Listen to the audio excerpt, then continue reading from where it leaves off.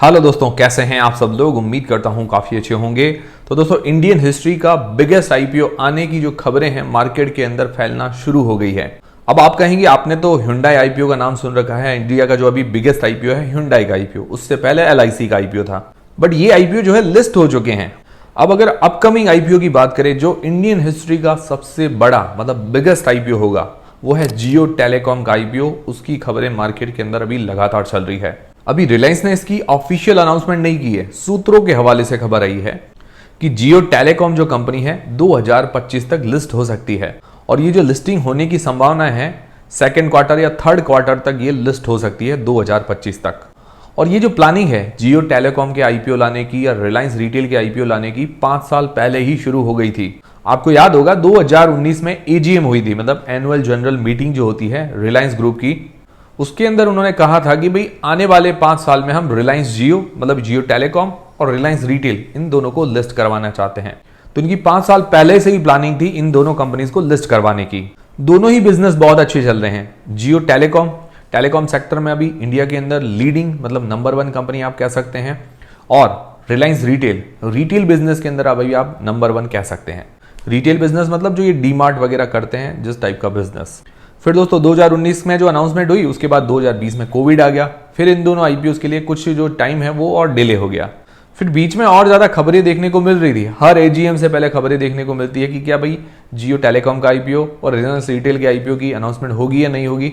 ये तो मतलब 2019 का अनाउंसमेंट हुआ है, उसके बाद लगातार ऐसी खबरें चल रही है, हर एजीएम के अंदर चलती है। बट अभी लेटेस्ट 2025 में ये खबर है कि 2025 तक ये आईपीओ जो है लिस्ट हो सकता है जियो टेलीकॉम का आईपीओ। और ऐसी भी खबर है कि रिलायंस जियो टेलीकॉम और रिलायंस रिटेल दोनों के आईपीओ एक साथ नहीं आएंगे, गैप के अंदर आएंगे। इसका रीजन ये है कि दोनों आईपीओ का इश्यू साइज जो है काफी बड़ा है। बिगेस्ट आईपीओ होंगे तो बड़ा इश्यू साइज है, इतना ज्यादा मार्केट के अंदर पैसा भी चाहिए। इतना पैसा एक साथ लगना थोड़ा सा मुश्किल है, इसीलिए इन दोनों आईपीओ के बीच में हमें गैप भी देखने को मिलेगा। और खबर यह है कि सबसे पहले जियो टेलीकॉम का आईपीओ आएगा, उसके बाद रिलायंस रिटेल का आईपीओ आया था।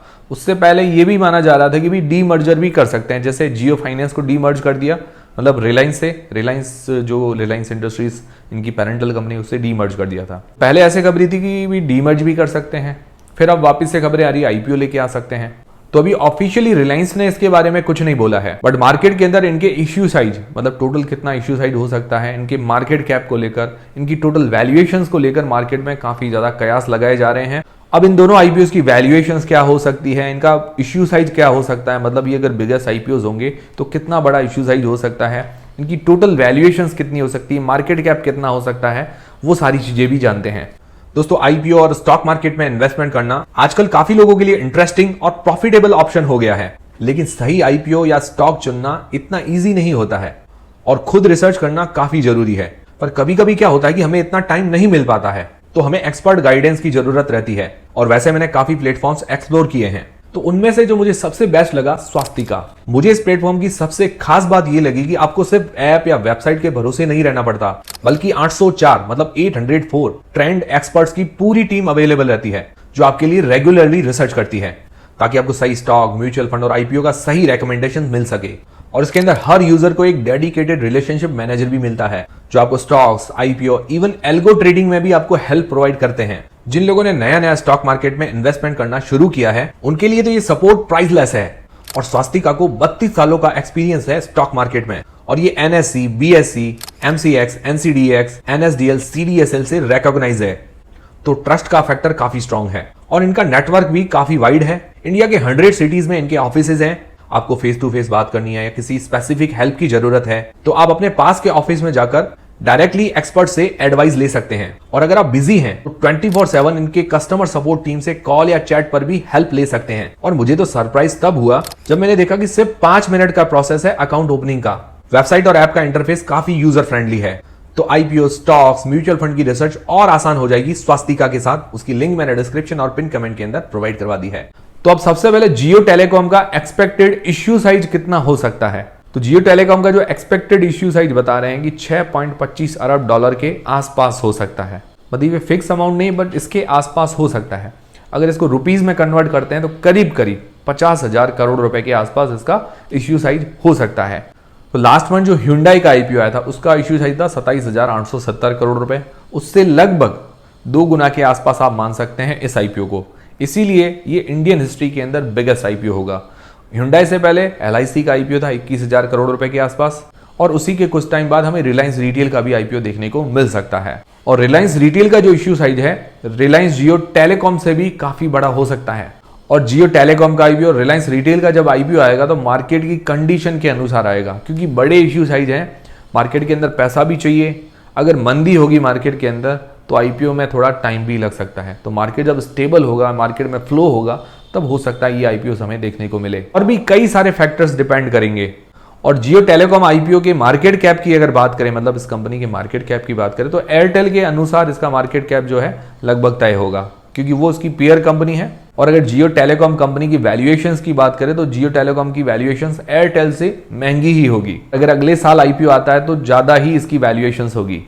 अभी अगर जियो के सब्सक्राइबर बेस की बात करें, सब्सक्राइबर बेस है करीबन 48 करोड़ सब्सक्राइबर्स हैं जियो के पास, और एयरटेल के पास करीब करीब 40 करोड़ सब्सक्राइबर्स हैं। मतलब अभी जियो टेलीकॉम जो है नंबर 1 कंपनी है टेलीकॉम सेक्टर के अंदर इंडिया के अंदर।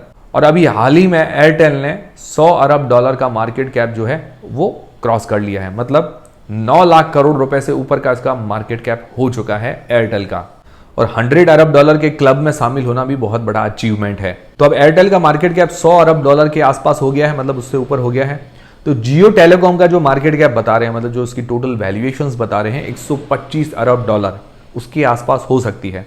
जुलाई के अंदर जेफरीज ने भी करीबन 115 अरब डॉलर के आसपास इसकी वैल्यूएशंस निकाली थी। 110 या 115 के आसपास जेफरीज ने भी निकाली थी। और अभी जो आंकी जा रही है इसकी वैल्यूएशंस 125 अरब डॉलर। जब इसका आईपीओ आएगा तो हो सकता है इससे थोड़ी ही ज्यादा वैल्यूएशंस देखने को मिले। मतलब जियो टेलीकॉम का मार्केट कैप अगर देखें तो 10 लाख करोड़ से ऊपर का ही होगा। तो मतलब लार्ज कैप कंपनी ही होगी खुलते ही। तो आप सोच सकते हैं कि भाई आप जो ज्यादा प्रॉफिट की उम्मीद कर रहे हैं उतना तो नहीं मिलेगा, बट ये कह सकते हैं कि स्टेबल रिटर्न मिल सकता है। पर हाँ, कंपनी बहुत ही अच्छी है, लीडिंग कंपनी है। तो अगर इसकी वैल्यूएशंस 125 अरब डॉलर होगी, मान लेते हैं एग्जांपल के लिए 125 अरब डॉलर होती है, तो मिनिमम क्राइटेरिया है कि भाई 5% तो सेल करना ही पड़ेगा प्रमोटर को। तो 5% भी निकाले तो 6.25 अरब डॉलर जैसी इसकी मतलब आईपीओ का इश्यू साइज होगा। 6.25 अरब डॉलर जो कि होता है लगभग 50,000 करोड़ रुपए के आसपास। अगर प्रमोटर थोड़ा ज़्यादा सेल करता है तो इसका जो इश्यू साइज है 50,000 करोड़ रुपए से भी ऊपर का होगा। तो ये है सिंपल कैलकुलेशन। बट ऐसी उम्मीद है कि रिलायंस 5% से ज़्यादा स्टेक जो है सेल नहीं करेगा। 5% भी आप देख लीजिए 50,000 करोड़ रुपए के आसपास होते हैं। तो और अगर ज़्यादा सेल कर दिया तो फिर तो मार्केट के अंदर हालत जो है सबकी खराब हो जाएगी, क्योंकि बहुत बड़ा इन्फ्लो चाहिए इस आईपीओ के लिए। तो इसीलिए इन आईपीओ में अभी क्या है कि देरी हो रही है। फिर दोस्तों रिलायंस रिटेल की जो अनुमानित वैल्यूएशंस कितनी हो सकती है, 125 अरब डॉलर से 150 अरब डॉलर के बीच में। मतलब इसका भी मार्केट कैप 10 लाख करोड़ से ऊपर का ही होगा और जियो टेलीकॉम से थोड़ा सा ज्यादा ही होगा। तो अगर इसकी वैल्यूएशंस जियो टेलीकॉम से ज्यादा हुई तो इसका आईपीओ का इश्यू साइज करीबन 60 से 65,000 करोड़ रुपए के बीच में हो सकता है। तो अब आप सोचिए इतने बड़े आईपीओ आएंगे, एक 50,000 करोड़ रुपए के आसपास, एक 60 से 65,000 करोड़ रुपए के आसपास।